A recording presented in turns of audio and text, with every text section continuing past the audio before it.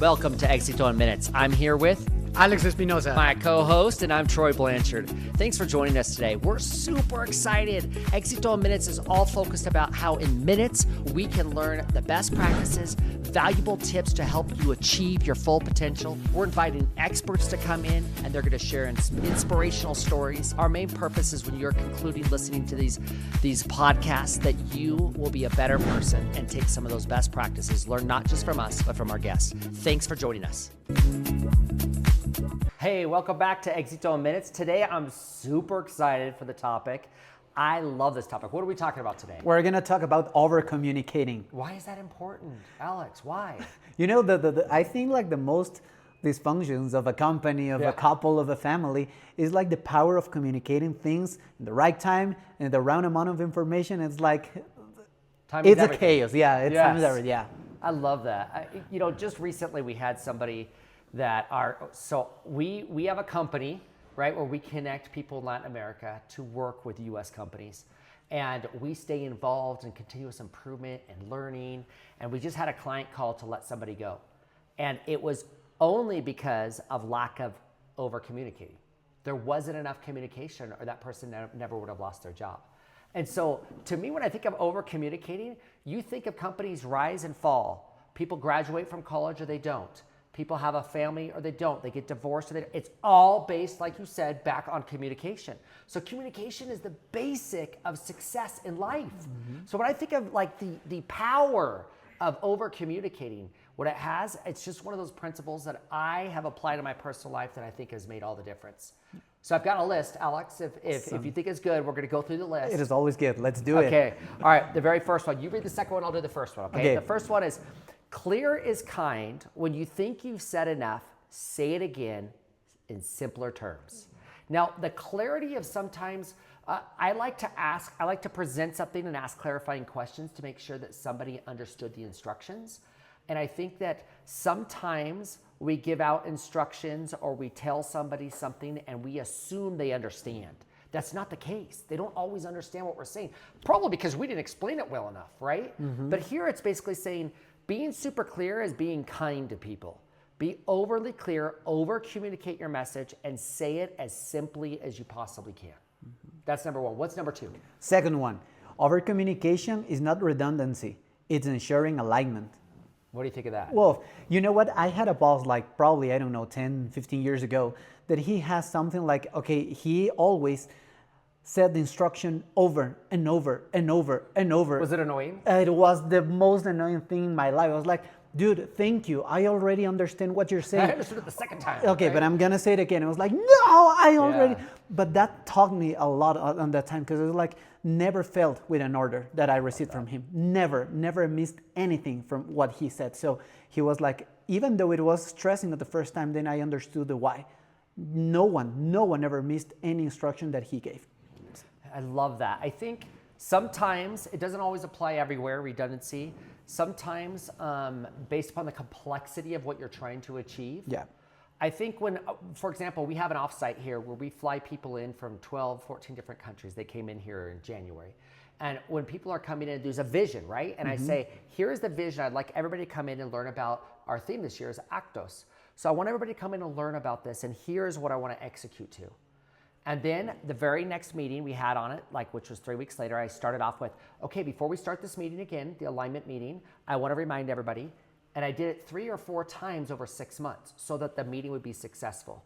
The next quote on here applies in that situation. Mm-hmm. It says, repetition builds trust for your audience.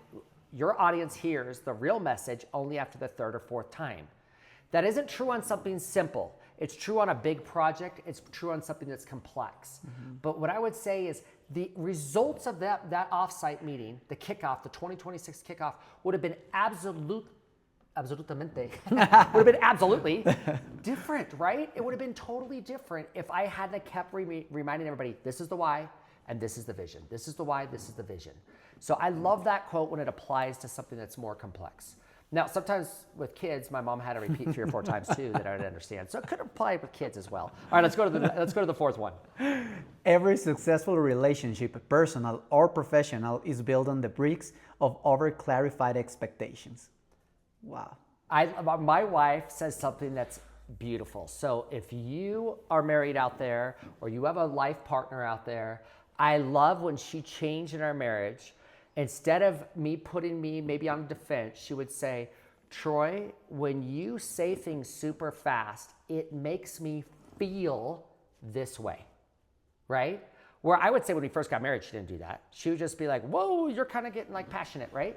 But instead she's like, hey, when you speak this fast, it makes me feel like you're stressed, right? And so when you just add that little clarification in there and over communicating, saying the way this took place, it makes me feel this. And you can't argue how somebody feels. So it's kind of just it stops right there in the conversation. You're like, oh, that was not my intent that you felt that way. And so I love that quote. It's awesome. I think most of us probably are passing through the same thing. So be aware of what you say, how you said it, and always think about the audience, because that's very, very important. Okay, do I read the next one? I'll do it. Fifth, I love this one. It's the difference between an average and a great team is who over communicates early and often. I love that quote. I've had this opportunity to be completely involved in operations of companies for the last 20 years and work with global teams. And I get to see different teams in different countries. And I've also seen different departments, like when you're working with procurement or you're working with marketing, right? And it is true. I love this quote. I love the idea is the quote of over communicating first is so important.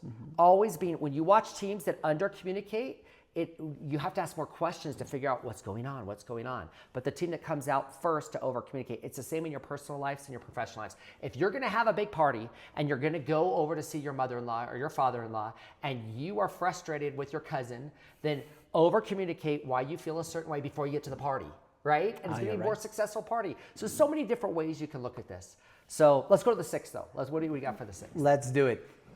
In a noisy world, saying it once is silence. Ooh, saying it multiple times is leadership. Wow. Yeah, I've made that mistake of being too silent. Me too. Yeah. It's pretty common, right? There's because you probably I see something from many people assumes that they will understand what you think. And I was like, no, they'll know what I meant. And I was like, no, I'm sorry, I can't read minds yet. Yep. Someday I'll probably do it. But how do you think? How do you feel about that? Well, I want to say, and maybe this is at the point we wrap up this O, but I do want to say, to answer that question, I had to learn something that was difficult. I used to just say something and then I didn't get the results I wanted from the team. And then I decided to do something different.